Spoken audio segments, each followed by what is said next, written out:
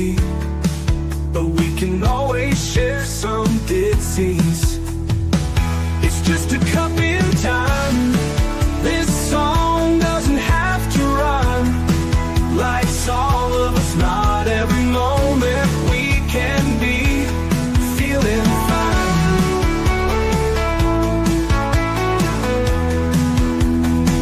I wanna share a moment, just a second if you will, maybe even a cup of thrill. We could share this performance. It's tea time, come sit with me. Well, welcome, guys. That's right. Miss Liz is back. And as I promised this afternoon, I have Dr. Jim Price in the house. And we're going to talk about Harold. That's right. Miss Liz has crashed that purple snail. We're going to see where that snail has been going since Miss Liz last spoke to Dr. Jim Price. We also noticed that Jim was not on season 5. He was on season 4. So that's how long time flies, right? Time flies for everybody. So Harold's been really busy for the last 2 years. So we're going to get Dr. Jim Price in here and we're going to talk about that. But before we get any of that started, you know how this works. We have to put those disclaimers out there so nobody gets offended and all that good stuff. And then we're going to do a little bit of bio on Dr. Jim Price. And then we're going to get Dr. Jim in here. And we're going to talk about Harold. And we're going to talk about empowerment for the youths and children. And we're going to talk about diversity and all of that good stuff. So get ready. Grab your tea, grab your coffee, grab your juice, water, whatever you'd like to drink. It's not about the beverage. It's about the story that we serve at Tea Time with Miss Liz.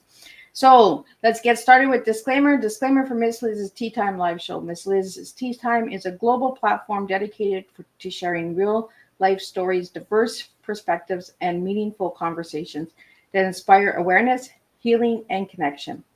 Miss Liz is going live using StreamYard. Please, before leaving a comment during the live broadcast, please grant StreamYard permission to display your name at StreamYard.com. Please be advised that all the content brought forward during any Tea Time show is presented in good health and good faith. However, discussions may include opinions, beliefs, and perspectives that do not necessarily represent the views of Miss Liz or the Tea Time platform. Information shared by guests is based on their own experiences and perceived to be accurate at the given time of airing. All guests, viewers, and participants are responsible for using their good judgment when considering any action or decisions that may relate to the discussion. Some episodes may cover sensitive topics, including but not limited to trauma, abuse, grief, mental health, and other emotional triggering subjects. Listeners and viewers' discretion is strongly advised. Tea Time with Miss Liz is an open discussion forum designed to offer insight, inspire awareness, and create connection. It is not a substitute for professional, medical, legal, or therapeutical advice. If you require professional support, please seek assistance from qualified professionals or trusted resources in your area. If you have any questions regarding this disclaimer or the content of the discussions, you're welcome to contact me, aka Miss Liz, directly at my email at bookingmissliz@gmail.com or visit my link tree at Miss Liz's Tea Times. By choosing to participate in, comment on, or view these live shows, you acknowledge and accept this disclaimer. Your participation is entirely voluntary. Miss Liz welcomes you to join the conversation with an open heart, and if any time you feel this platform is not right for you, I respect those wishes and decision and welcome you back whenever you're ready. Tea Time with Miss Liz is serving truth and awareness one cup at a time. Now let me get Jim's bio here, and then we're going to get Dr. Jim Price in the house, and then we're going to start talking about Harold. So a little bit on Dr. Jim Price. Is a passionate children's book author, school counselor, and advocate for youth development. He is the creator of the acclaimed series, The Adventures of Harold from the Hood, a social skills focused collection designed for children from kindergarten through 6th grade. Through his engaging stories, Jim helps young readers learn the value of diversity, inclusion, and friendship. As a mentor in the public school system and a doctorate candidate at American International College, Jim integrates education and storytelling to inspire lifelong learning. His impactful series has gained national attention, being featured on CBS Los Angeles, Fox Seattle, ABC News York, Studio 17, Live San Diego, and Inside South Florida, while also collaborating with Kids Lit TV. Beyond his books, Dr. Jim leads children's learning social skills through literacy, a program delivered through speaking engagements, webinars, and professional developments training. His work continues to connect families, educators, and communities across the U.S. and beyond, building a global culture of reading and empathy. Dr. Jim debate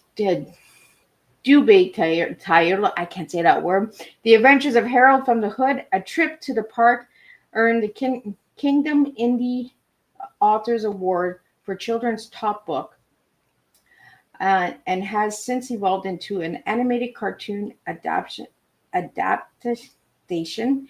His other works, including Friends Like Different Things, Fun Time, Lunch Time, and When I Feel So Annoyed, further his mission to empower kids through literacy. I know it was a lot, but I wanted to get it all out there. So let me get Dr. Jim Price in the house. He's in the back studio, and we're going to have some talk tonight. I have a bunch of questions here from a bunch of people too as well. So let me get Dr. Jim in here and let's start spilling some tea. Welcome, Dr. Jim.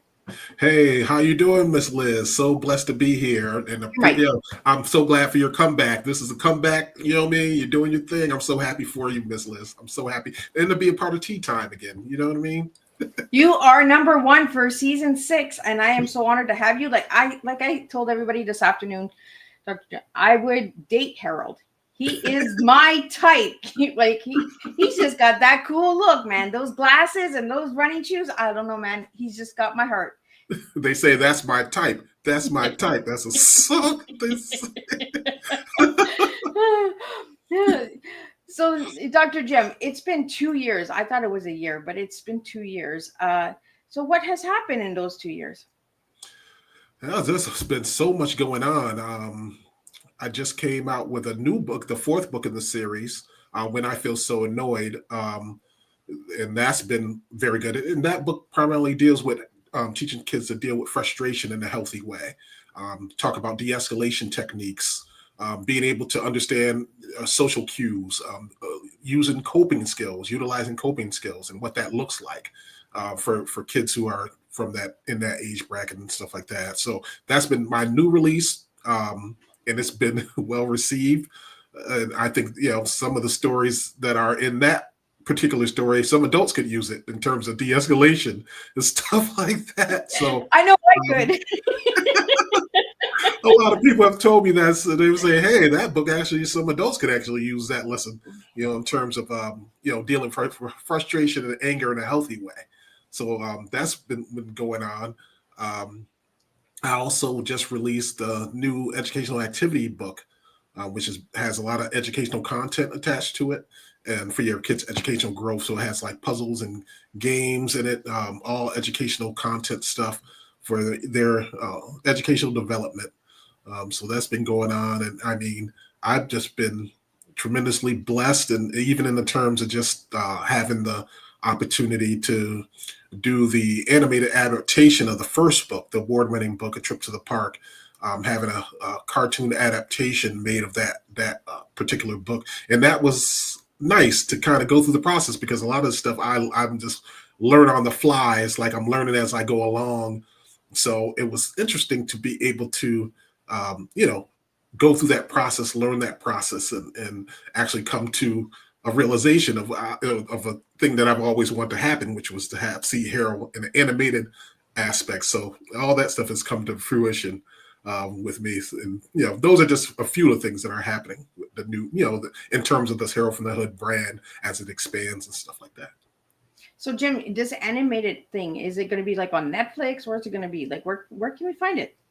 Right now it's on my YouTube channel. So that was my very first episode. I'm actually in the process of having the next episode based off the second book. Oh, actually, it's going to be based off the 4th book, When I Feel So Annoyed. That's in the process of being produced now. So, they're just animated shorts kind of like, and I just kind of use that as a platform to kind of have there be another way that kids can engage with the series, just in terms of reading and the activity books, and being able to see the adaptation of the cartoon of A Trip to the Park, which is about acceptance accepting others' differences wholeheartedly and stuff like that, equity and inclusion. So I thought those are all projects that kind of connect to the brand, and I've just been blessed with the opportunity to be able to do a lot of these things and connect with people who are willing to work with me and stuff of that, things of that nature. So I'm tremendously blessed in that aspect. Okay, Jim, back it up there. You said book 4. How many books is there about Harold? There's 4 right now. So we have A Trip to the Park. That's the first book, award-winning book. Then you have Friends Like Different Things, which is my second book. Then we have Fun Time Lunchtime, which is my third book. I probably should say a little bit about each of the books too. Matt, of course, Trip to the Park is about diversity and inclusion, accepting. That was the one you were on Teatime for. Was the first one. So see what has happened in 2 years? You've got a couple letter books out there, and I'm just like, whoa, back it up a bit there. Yeah, so the second book I didn't do my homework. Oh my God, I'm like taking my notes here. I'm just like, oh. Hey, it is. Time flies. And I mean, when you're doing something you're passionate about and stuff like that, it makes such a difference when you're doing something that you're passionate about. And I'm passionate about this, about helping others and helping, children and families and inspiring change in that way where, children and family can know that they're special. And even though their circumstances may be different from each other, from, one family to the next, there's still a lot of positivity that could come out of situations in the home and stuff like that. So a lot of my series is also about fostering those connections in the home. Like when you're, reading the books and stuff, you can actually read it with your child, which is time for you to be able to have bonding time with your child. So I think it's, kind of one of those things like that helps to just not about, reading and learning the social skills, but it's actually an opportunity to be able to connect with your child socially and, make that bond, work on that bond with your child and stuff. So I think those are elements of it too, that I kind of take pride upon in terms of the series. Yeah. So tell us a little bit about each of these books. So Friends Like Different Things. That's the second book in the series. And primarily it's about making friends, social interaction with others, how to play with other children in a way. And sometimes, kids are playing with each other and one kid wants to play a game and then the other kid wants to play a different game, and they kind of, have that social interaction where it kind of brings into negative connotations to it. And that's what Friends Like Different Things is about, is teaching how to navigate those things. And it's okay for if you like to play different games, but you can take turns. You can do turn taking. Also being able to explore new and challenging activities maybe that they haven't tried before, new activities that they haven't tried before, that could possibly, find them, have common ground. Now you have common ground with somebody who likes something different from you. So now that kind of makes that element roll in that way. So Friends Like Different Things is about that. Fun Time Lunchtime is kind of like the element of the school environment when you talk about fun time lunchtime and you get into like advocating for yourself. You're going up to the lunch line. Harold's going up to the lunch to order lunch, and he has to advocate for what he wants for lunch. That's to speak up and say something, be vocal. And there's also time for using social skills too. In that way, like Harold goes through, talking with his friends at lunch, having conversations about things that they share in common. And also playing on the playground. You use coping skills if things don't go your way. It's also about exercise too and healthy eating habits. I made sure to make that a part of that dynamic too, where I wanted to incorporate like the idea of healthy eating habits, eating your fruits and vegetables, how important that is for your growth and development, especially when you talk about children. Their growth and development. So a lot of that's what Fun Time Lunchtime is about. And I kind of explained what, when I feel so annoyed in terms of dealing with frustration and anger in a healthy way, is why that's so important too, in terms of social skill building. Well, and I think all these books are good for adults. Like everything you're mentioning here, like advocating for ourselves. Like we, as adults, we need to really start advocating. That's something we don't talk about, but children, especially children, advocate for yourselves, right? Like if something's not right, then speak up. We don't talk about that. Why I really wanted you here, Jim, was because Harold meant a lot to me. Like when I first met you, I don't know what it was about Harold. Harold took my heart like right from day one. But it was investing in our children, in the literacy world, because so many books, right, are all online books now. So they're not getting that field book, right? Mm-hmm. So when you go in and you speak and you go and do events, Jim, do you bring books so that children can buy these books and parents can, like take the cha-ching out and here you go, like buy a book. It's not only good for your child, but it's also good for you. Yeah. It's a win-win for everyone, as they say, huh? Right? I Two for mean, one, right? absolutely, absolutely. I'm actually going to be in Minneapolis, the Twin Cities, for an author event coming up at the end of this week. Yeah, coming up. So we'll be doing a major author event um, based around building a culture of reading in the classroom. And it's going to be great. We'll have educators, families there supporting and coming there and get to do book signings and stuff like that. Just engage and interact with the family and the community out there. And it's not just going to be me; it's going to be other authors too. A panel of good authors that are going to be giving insight and sharing their knowledge and understanding of how things go in terms of incorporating literature in kids' environment and things like that, and how important that is. When you read, you can it helps you use your imagination. When kids are reading, helps them expand on their imaginations and stuff, because they're going through the rigors of what the character is going through in those stories that they're reading. So it's so important to be able to utilize that time and use it as a time to be able to just connect with families and stuff. So I'm absolutely looking forward to that. Also, and I think that also kind of incorporates with I did start a new program too called Children Developing Social Skills Through Literacy program. Okay. And it wraps around, while, it could be for work related places, schools, libraries, but it's all focused on why social skills are so important, not just in the workplace, but for kids, for schools, for everyone, why social skills are so important. So I have like a workshop that I have put together for that. That's my new program. So everything I'm doing is kind of geared toward pushing the idea of how important literacy is and reading is in terms of our youth, not just for our youth, but adults need to read too. I still read. I did a lot of reading in the doctorate program. I probably did more reading than I wanted to, but I mean, I'm doing more reading as an adult than I did as a child. I'm telling you that. I'm just like, oh my goodness. I just got a new book in the mail too today, and I read the book outside while having my coffee outside this morning, and I was just like, wow, like I'm always reading now. When I was younger, it wasn't so much in the books. Yeah, me too. So I still read a little bit here and there.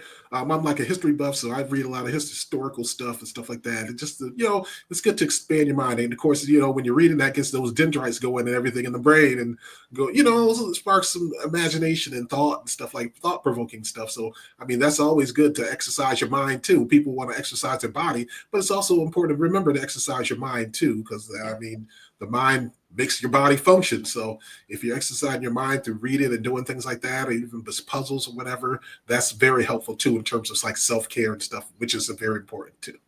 Absolutely. We have a question that came in, Jim. Are schools encouraging reading out loud? Absolutely. That's a new kind of thing that's been on the rise. I know within the past school year, I've done several read alouds at schools and stuff, and it's an opportunity for the kids to connect with the author.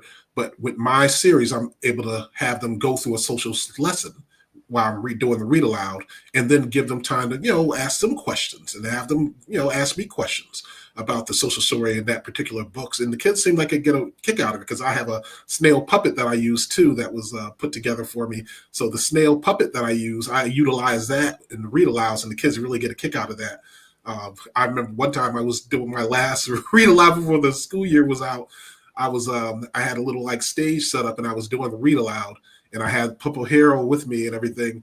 And I guess while I was using the puppet, I had forgot to keep talking like Hero. When the kids were like, hey, what? I was like, what's going on? He's like, you're not talking like Hero. He's not talking like Hero. The kid was saying that he was right beside him. He said, he's not talking. I said, I'm sorry, my bad. I start to do the Hero voice again and stuff. I was so caught up in the read aloud that I had kind of, slipped up and stopped talking, using the Hero voice for the puppet. And the kid picked it up like, yeah, you're not using the voice. You got to use the voice, man. We want the voice. We want Harold. I guess the only way I'm going to have a date with Harold is if I go see you, Jim. The the kids absolutely love it though. But that is the thing in a lot of school districts across the country.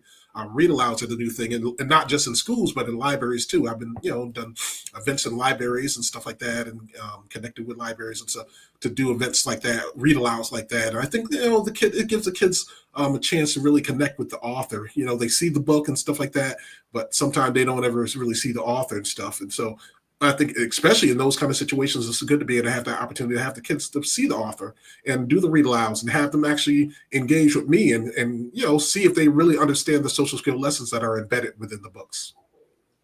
We got a question that just came in, Jim, for you. Are more children authors using puppets for their stories? I really don't know.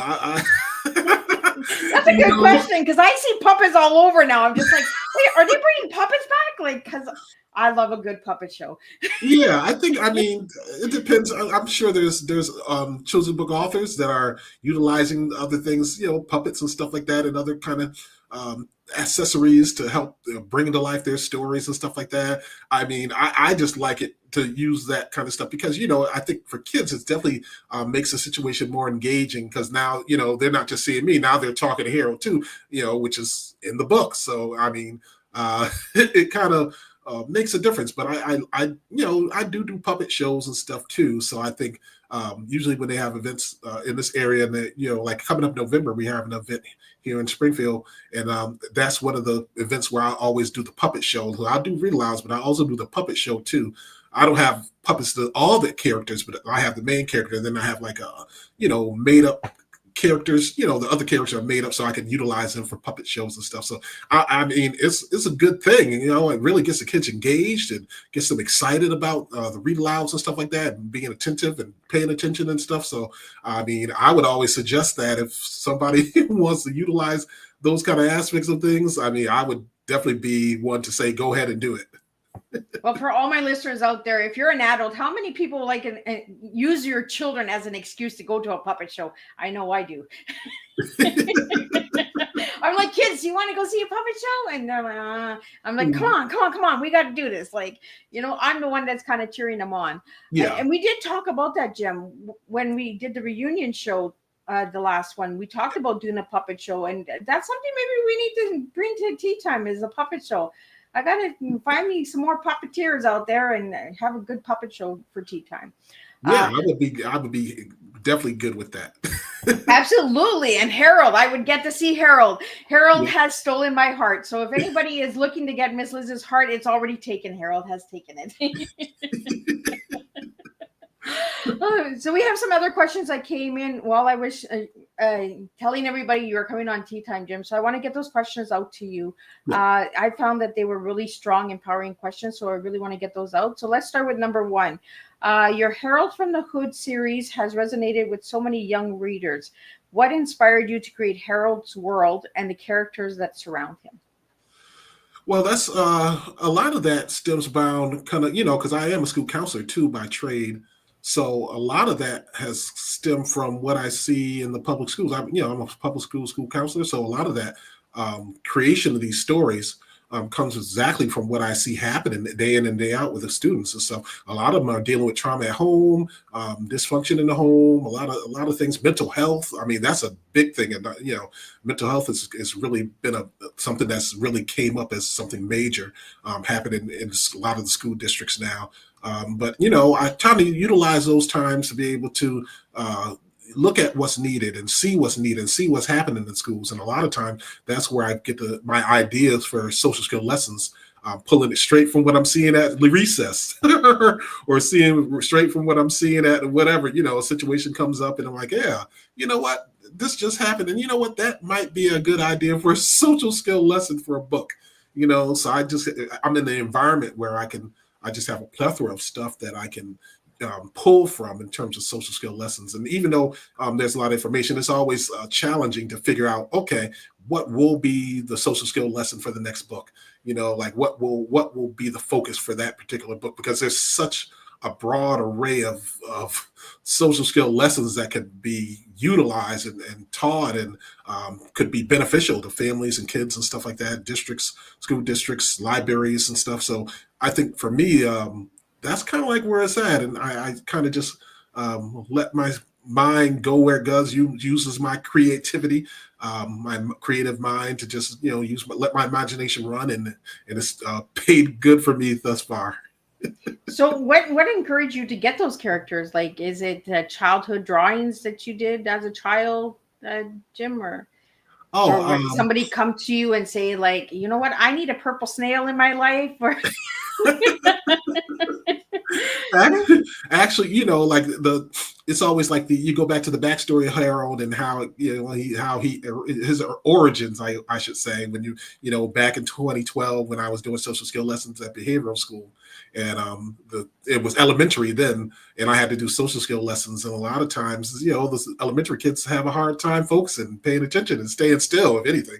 So I had reading the purple snail, and you got them. He wasn't a purple snail at that time yet. He wasn't a purple snail yet. Oh, yeah. So he changed colors. Yeah, he was actually like a regular brown looking snail. When I pulled him from the drawer, it was a puppet actually, and I had just found him in a drawer somewhere in the school, in the office. And I said, I'm going to use this right here. And then before I decided to use it, I said, I have to come up with a name for this puppet before I go in this, do this lesson with the kids. And before I walked in, I said, you know what? I'm going to call him Harold from the Hood. And I walked into the class with the kids and did the puppet, did the social lesson with the kids. The puppets, they loved the puppet idea, and they loved Harold from the Hood. So that kind of gave me the backing to be able to do the social lesson with the kids and have them actually be attentive to the lessons, which is the most important part. But then they got to interact with Harold, the puppet, later. So then, by the time the pandemic hit and everything, everybody was in home, and I was thinking, you know what, I could probably make that into a social skill lesson, social skill series, I should say. So then that's when I draw too. I actually, I'm a little art, I got some art in me. So I would sketch out like the characters and stuff. And that's how a lot of the characters were developed. They were all from sketches from me. I just kind of put them together because I did know how to draw a little bit. And even when you see Harold the snail, like a lot of the features of Harold, have elements of me. Like, you have the hair, you have the glasses. And then back when I was in high school, middle school, I had a high top fade. So, it kind of like elements of Harold are a part of me. But, the most important thing is, I always try to say that the Harold from the Hood series is about overcoming challenges, facing the adversity, I should say, overcoming challenges and stuff like that, and understanding that you can find a way to get through adversity if you just focus and stay, maintain a positive mindset and things of that nature. So, I mean, that's also, part of what resonates with the series as well. So, Jim, is Harold your little secret? If you could turn into a cartoon, that would be you? Absolutely. You're so busted. Yeah, I would definitely be Harold. When you mentioned the glasses, I was like, absolutely. Now I get it. Now I got it. So did you have those cool running shoes too growing up? No, actually I did. But back in the day, it wasn't cool to wear glasses in middle school and stuff like that. So my parents, they had got me 2 pairs. And each time I would go to school, and we had lockers back then, and I'd be like, no, I'm not doing that. I'm not wearing these. And I would put them in the locker, then tell my mom that, I lost them. I don't know what happened to them, Mom. I'm sorry. I don't know what happened. I had them one day and they're gone. And they said, well, we're going to get you another pair. Like, and they would get me another pair. Burn it. And I would put those in the locker too and leave them there. And I don't know what happened to them, Mom. Dad, I don't know. I really don't know. Where did those missing running shoes go? But now it's like, I embrace it because I want to see. I like to see everything. You know what I mean? These glasses help me see everything. So I definitely embrace it all now, being able to wear glasses. But when I was in middle school, I was definitely not a fan of them. And I was supposed to be wearing them then, but I was definitely not a fan. So how old were you when you got your glasses, Jim? I was probably like middle school. I was probably like 12, 13, 14, something like in that bracket. When they first, tested me and they said, oh yeah, you need glasses. I was like, oh man, I'm thinking to myself, no, I really don't need glasses. I don't think, I'm seeing 2020. But right? Now we have people reading glasses that think it's cool, right? Like, it's just like, exactly. We were the cool kids back then. We didn't even know it. Yeah. So, I mean, that was about the age. But after that, I got older and things change. You know, your mindset changes as you get older. So, you know, the way I think now is definitely different from the way I used to think in my 20s and 30s. And as you get older, your mindset changes. So now, you know, you embrace all these things. You know, hey, okay, I need glasses. Okay, I'm gonna wear glasses. If the doctor says, hey, you should exercise more, I'm gonna exercise more, you know. It only took us 50 years. Now I want to listen to the doctor. You know, he says, hey, man, Yeah. eat 3 apples a day. I'm Now trying it to makes eat sense. 3 apples a day. Right? Okay, so let's get on to the next question here we have for you, Jim. You work extensively as a public school counselor. How have your experiences with children shaped the themes in your books? I feel like a lot of the themes come from a lot of what you see because, like I said, there's a lot of families. There's a lot of dysfunction in families, a lot of disconnecting families and stuff, and children are dealing with trauma, unhealed trauma. They're dealing with mental health concerns. They're, you know, dealing with dysfunction in families, and then they're coming to school and expected to sit upright and learn and listen and stuff like that when they got all this stuff going on in the background. So a lot of the themes of my book, I think, plays into the role of trying to look at it and come from that perspective of understanding that the kids are not just, you know, they're coming from different home functions, home communities and stuff like that. And being able to understand that puts you in the platform to be able to really push toward, you know, having the series and stuff in the children's book and the themes of the books be geared toward something that they can understand that speaks on their level, that they can understand and, you know, gravitate to. And of course, you know, I make it all the series very colorful and, you know, things like that, you know, bright, vibrant colors and stuff like that. You know, and I think those are things that are also appealing to kids too, having the vibrant colors and stuff. So I try to make sure the theme does kind of relate to situations, but I also keep into account that, you know, a lot of kids are coming from different home environments. And, you know, like I said, there's a lot of mental health issues and trauma, unhealed trauma, and all, a lot of things that the kids are going through. And then they're expected to come to school and be right, act right, sit up right, and everything and do their work. And a lot of times, you know, even with poverty and stuff, we think about poverty, putting poverty in the pot. You know, some of the kids, you know, they don't really have much to eat at home and the school settings where they're getting most of their meals. So, and those kids are expected to come to school and learn and pay attention and everything like that. So a lot of the themes come from that aspect of things, understanding home, connecting at the school environment, and just trying to support the kids the best you can. Absolutely. You know, and there's so much that we can use children's books for, right? To make a positive impact. You know, it takes the heaviness away sometimes Yep. when you put it into cartoons and that. The next question goes right into that. The animation adaptation of Harold from the Hood, A Trip to the Park, is a big milestone. What was it like seeing your story come to life on screen? Ooh, that was that was a different kind of experience, and I really, that's why I was saying some things happen, and you're like, is this really going on? Is this really happening? And like, you know, even during the production of that, you know, you're getting feedback, you're working with the team, the production team, and you're going through things. You say, hey, this is right, that is right. You know, there's a lot to it. You know, you get the voiceover work going, and so it's a process that I really didn't know too much about. But I mean, I would have to definitely say FNX Studios, Color Studios, they definitely were patient with me and so great with working with me going through the process, since I had never been through a process like that before. But I mean, you know, I would get tidbits here and there of the episodes as we were like putting parts together and stuff like that. And it was just amazing to go from, you know, like it went from like no color at all, just kind of like sketches and, you know, your characters walking and stuff like that. Then you go from that to having colored into the background and stuff. And then you come to what's almost a finished release, and you look at the whole package as a whole, and you're like, wow, this is actually pretty cool. Like, you know, like to see your characters talking and walking and all the other characters interacting too. And, you know, just the background, the vibrant colors is shared that same sense of the books in that sense, you know, with the vibrant colors and stuff like that. And still having that element of the social skill lessons involved and stuff like that too, that the youngsters can, you know, young kids and stuff and families can gravitate to. So I was definitely blessed to be able to have that even happen. But now that I've gone through the process once, it's like, okay, now I kind of know the ins and outs, you know, what that is and how that functions. And so, I mean, it definitely was a blessing to be able to do that. Well, there's so many hidden things, right, that go on to make that production that a lot of people don't realize. They're just like, oh, it's just a video. There's a lot of steps along the way that has to happen.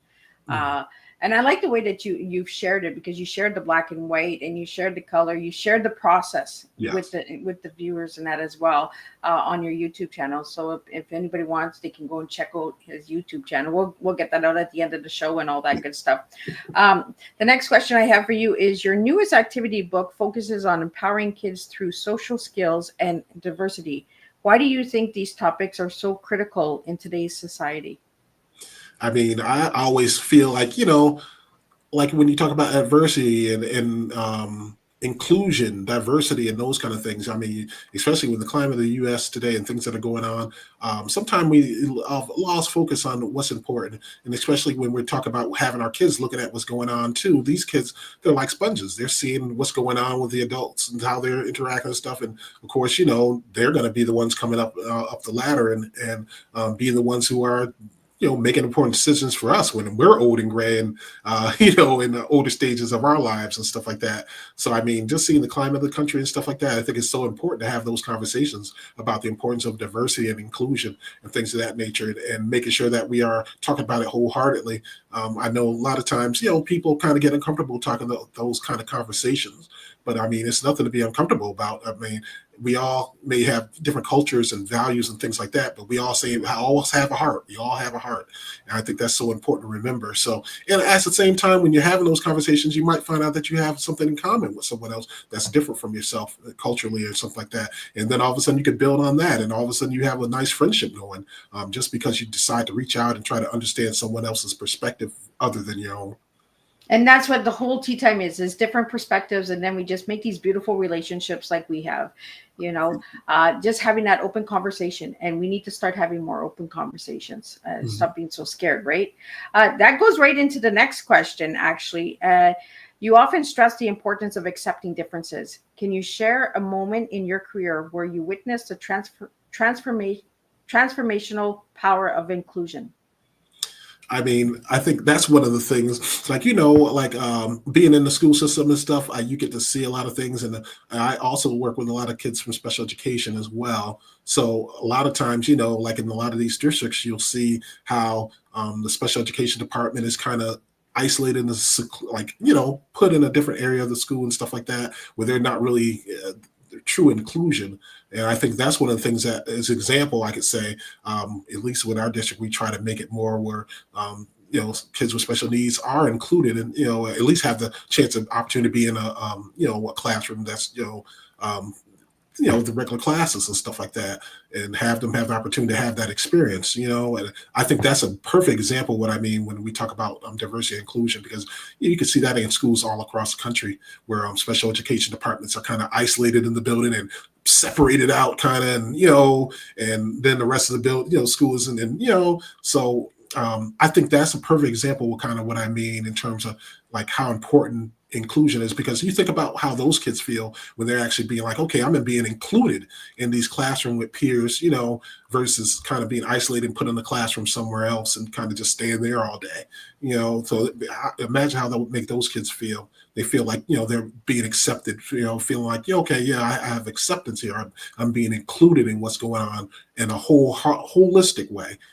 So I mean, that's the best example. I think at least one example I could give in terms of why it's so important. And that also, steams over into the world too, when you think about the work environment, the workplace environments and stuff like that, and how people have different ideas and ideologies about different things and stuff like that. You want to be able to have things be cohesive in that way where, everybody's view is understood and respected. But at the same time, cultural values are put together where people can understand each other better. Absolutely. And that's what I mentioned this afternoon, right? We talk about diversity and inclusion, but I find that we seem to be more divided now.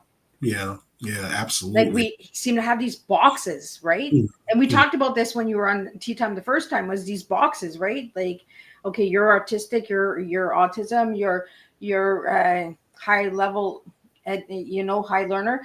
We're putting these children into different boxes instead of letting them learn from each other. Absolutely. Learning different ways. Do you do that as an educator, bring in different ways of learning? Yeah, I absolutely do. I mean, everybody loves tech, of course. That's the newest thing in education now is everybody wants to include tech because now that's kind of the language of the kids. All the students, they speak tech. If they anything, they're on their phones, they're It's broken texting. tech. That's what I Yeah. call that. Oh my gosh. I mean, I'm doing lunch duty. This is just a small example of what I mean, how heavy it is. I'm doing lunch duty and stuff, and then there's two students. They're like one on the one table, one is like probably like 5 feet on another table, and they're texting each other instead of just getting up and talking. Like the dude is the kids is right there, and they're like texting each other when they're like 5 feet away from each other. I'm like, have that social interaction. Put your phone away. Like enjoy. Use your Yeah, it's like if somebody taps you on the shoulder, you're like, what am I supposed to talk? Oh no. Technology is the rule of the lay of the land. These kids just all in the tech. So that's been something that's definitely been incorporated, at least in our district, and I think in districts in the surrounding areas where I'm at locally, is including tech now because now the kids are all about tech. They're all about iPads. They're all about cell phones. Google, they're good. We didn't have Google when we were growing up. You had to find out the answer yourself. Now they can, be taking a math test and Google the answer. Like it's just, it really changes the dynamic of the learning environment in that way.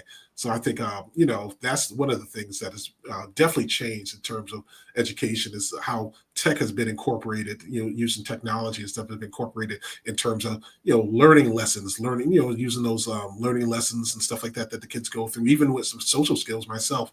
I try to incorporate some aspect of tech or at least let the tech be like an incentive to be able to have them get through social lessons and listen and get something from the lessons that we talk about when I'm doing like social groups and stuff like that, or even like one-to-one counseling and stuff like that.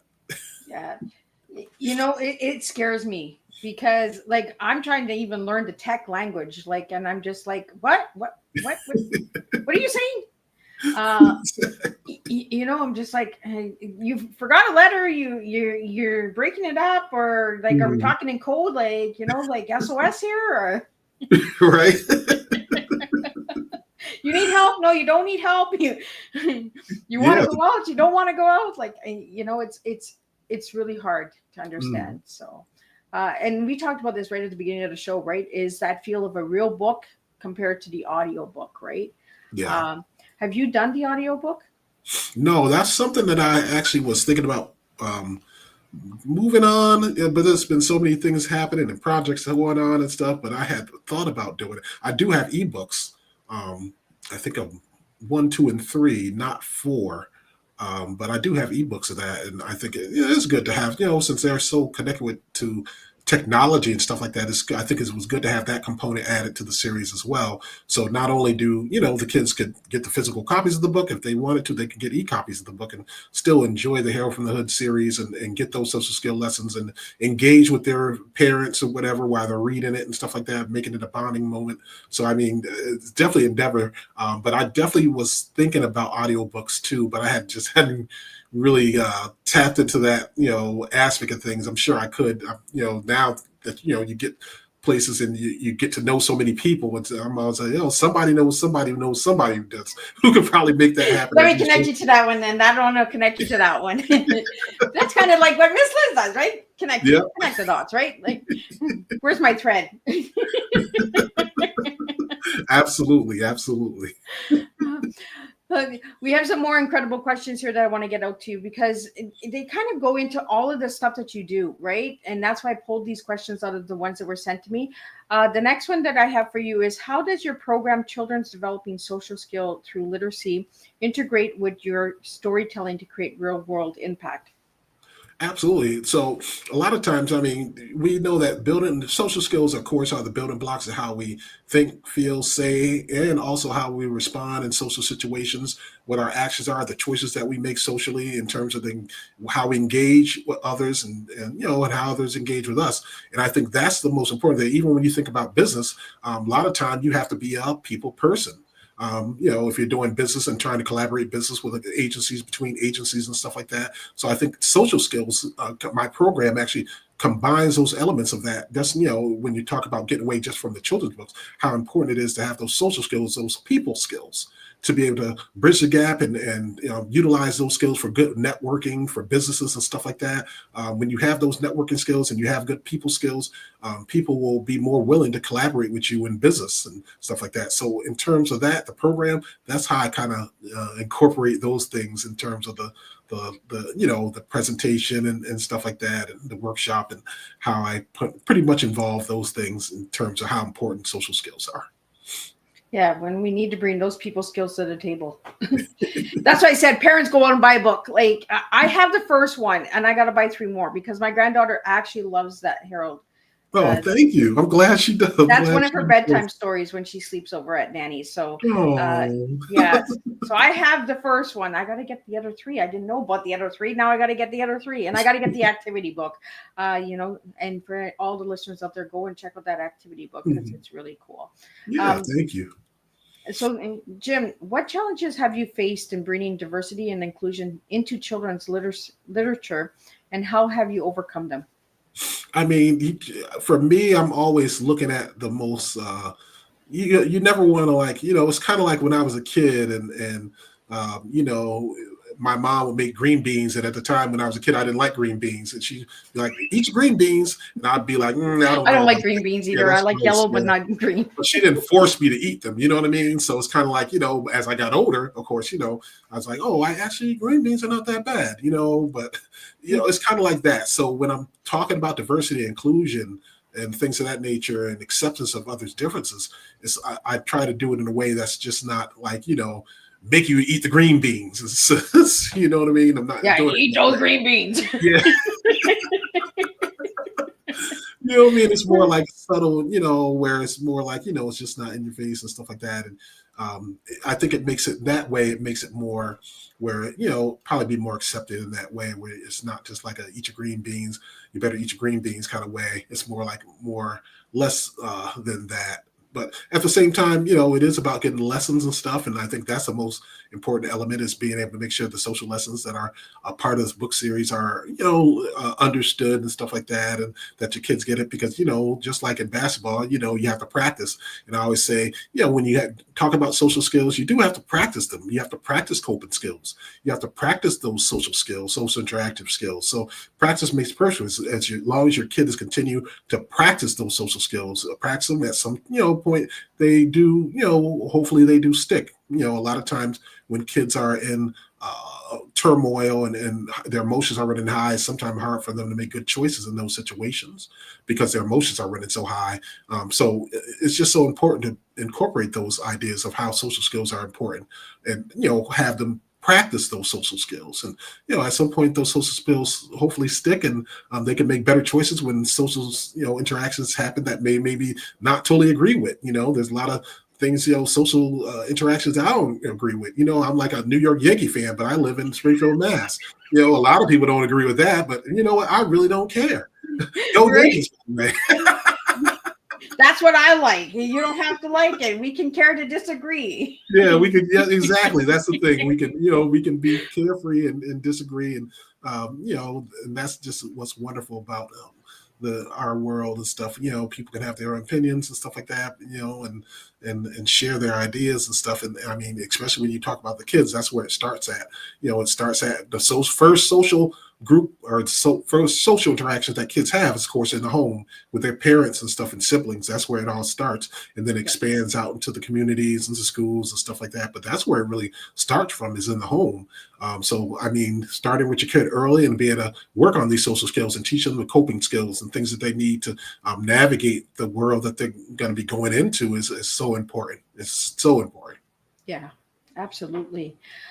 We have a question here. As an award-winning author and educator, what advice do you have for parents and teachers who want to foster empathy and social growth in children? I mean, one of the things, like I was saying, like a lot of the stuff starts with those conversations at home with your child, having them understand, hey, this is what we're doing, and this is what we're talking about. Working on social skills, being appropriate to others, basically treating others like you want to be treated, and teaching that lesson. And it also bridges into school, being able to go to the school and keeping up with parent conferences and things like that, and collaborating with the teachers at schools. And so it's like what is happening at school is happening at home too.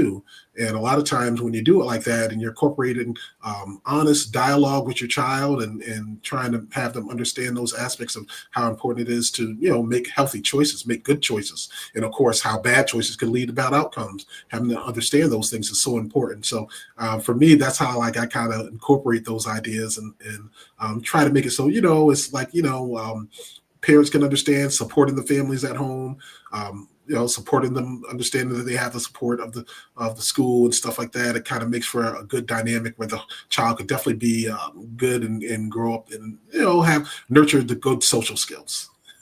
Absolutely. So now I'm going to take you down a little rabbit hole there. Now we're going to have personal time with you, Dr. Jim. I want to go with your favorite color. Your favorite color is blue. And your word that you gave me was perseverance. Did I get to say it? Yes, I did.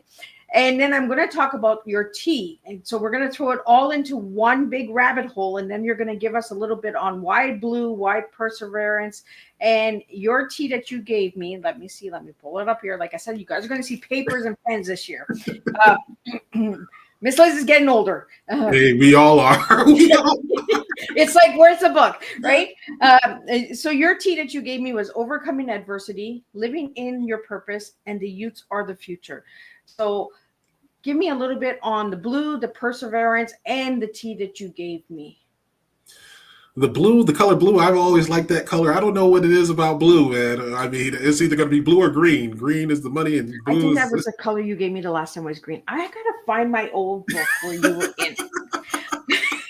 I believe it was green. I think it was green. I think so. Yeah, I believe.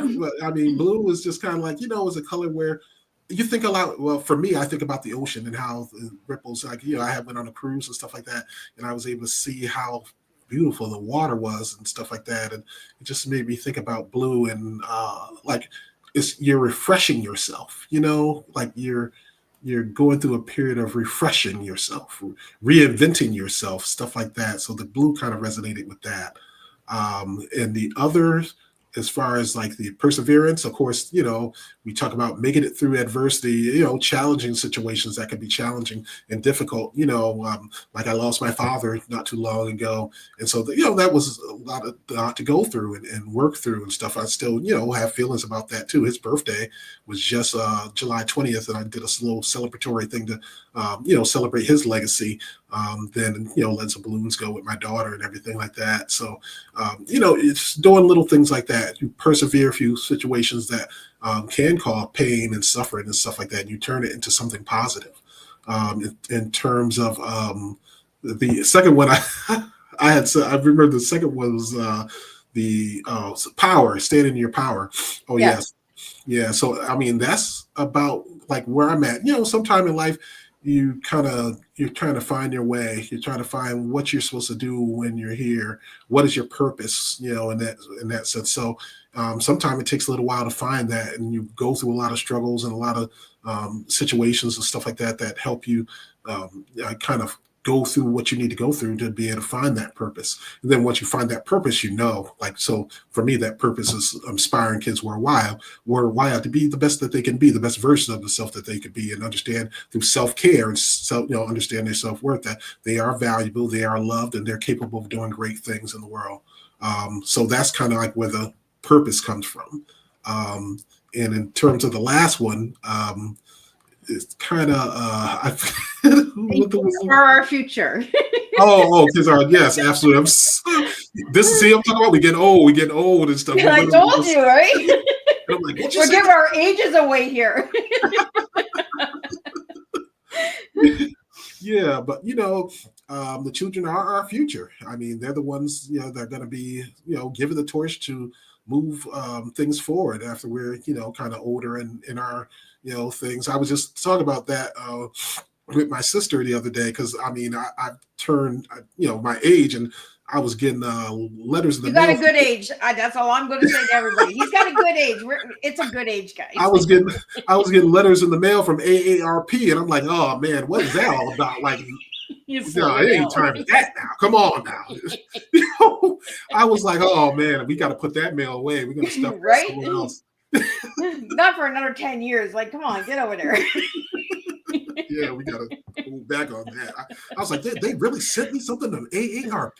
Like they really did that? Oh my goodness.